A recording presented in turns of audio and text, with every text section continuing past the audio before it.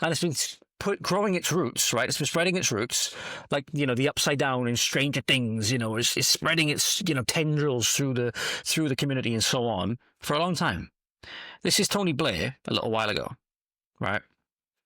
Again, the one who said we had to go to war with conservatism, the force of conservatism, the one that said we had to rub the right's nose in diversity.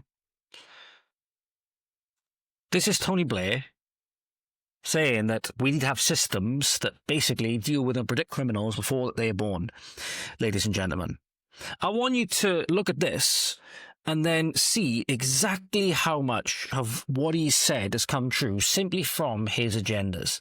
Ladies and gentlemen, where we've destroyed the family, we've embraced this socialism where people have married the government and not, you know, committed themselves to marrying, you know, as a family unit, right, with a good structure. A good and virtual structure, aspiring towards a higher good and all of these things.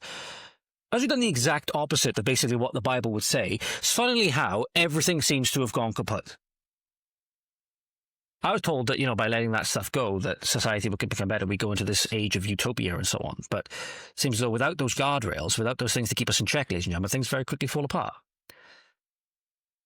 Just have a listen to this from Tony Blair from 2006. From 2006.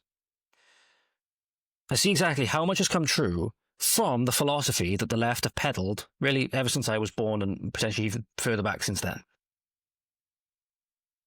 The information held on you and your children will be used to stop crimes being committed even before they've taken place. Very nice. If we're not prepared to predict and intervene far more early, then there are children that are going to grow up in families that we know perfectly well are completely dysfunctional, and the kids a few years down the line are going to be a menace to society and actually a threat to themselves. I'm interested in how early, because a lot of the evidence suggests you need to be getting in there while the child is still in nappies, frankly. Or pre-birth, even. Or pre-birth. Or pre-birth, even. And just look at the complete, you know, nonchalantness with the way he says it. Yet now, in Blair's Britain, arguably, because, again, we had Blair through 1997 and so on, we had, again, Brown, which is basically just an extension of him, and now we have Keir Starmer, which is basically just a puppet that sits on Blair's lap, right? They're basically fulfilling Blair's wet dream of digital ID and all of these things. The country is more divided than ever. The country is more dangerous than ever. People are more angry than ever. It's almost like the exact opposite of what Blair said would happen as a result of his policies and his initiatives has happened, because they're coming from a deeply evil place, ladies and gentlemen. Everything that he said would happen has indeed happened, but it's been from his worldview, not what he said would actually bring it, right? The right was right all along. That's just the reality, ladies and gentlemen. Because think about this, ladies and gentlemen, getting to them when they're in nappies, ladies and gentlemen. Have a look at this video now from young children in China being forced to get vaccinated.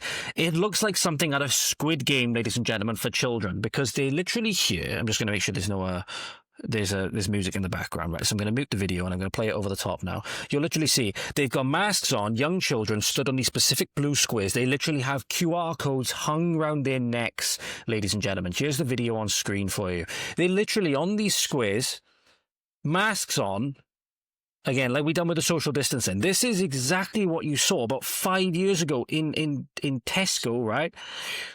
But look how insidious this is. They literally have kids with QR codes around their necks.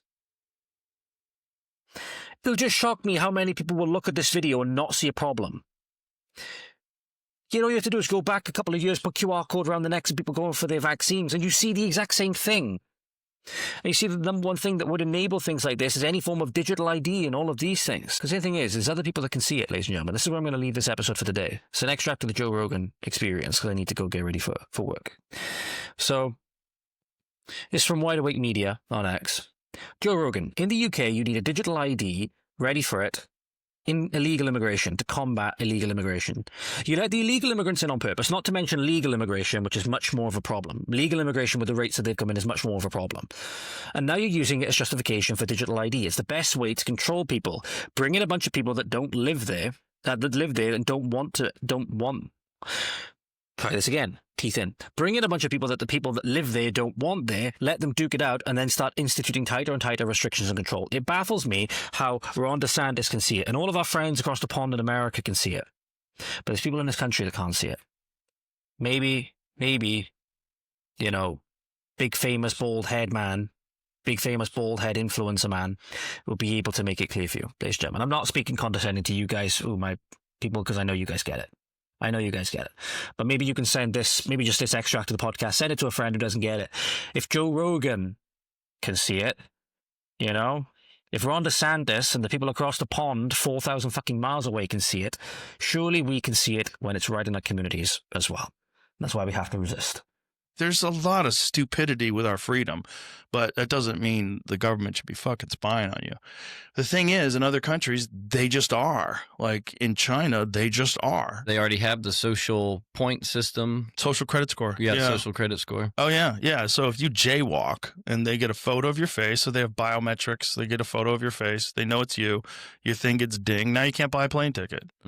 It's like Black Mirror stuff. Yep. Dude. Yeah. That's It's becoming just like reality. that. Well, they're passing that in the UK right now. In the UK, you need a digital ID to combat, ready for it, illegal immigration. Well, motherfucker, you let the illegal immigrants in on purpose.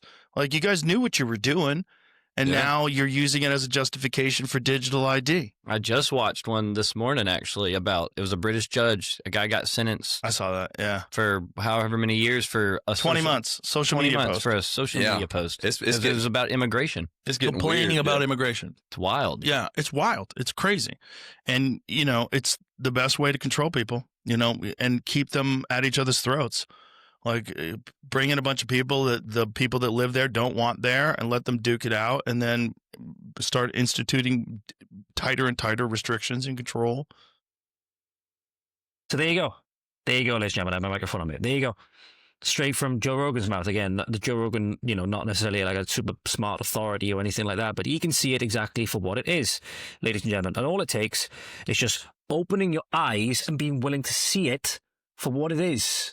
Be willing to see a little bit further than what the government and the media tell you, which sadly many people are not able to do. So I'm thanking you for tuning in with me so that I can hopefully not only get through to you, because I realize I'm preaching to the converted in a lot of this, but that maybe we can reach some other people then as well, and hopefully save our country from colonization and destruction.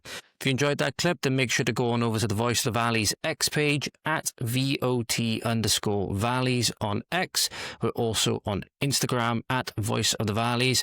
Be sure to like, share, subscribe, comment, all of that good stuff. Thank you so much, and we'll see you again soon. Godspeed.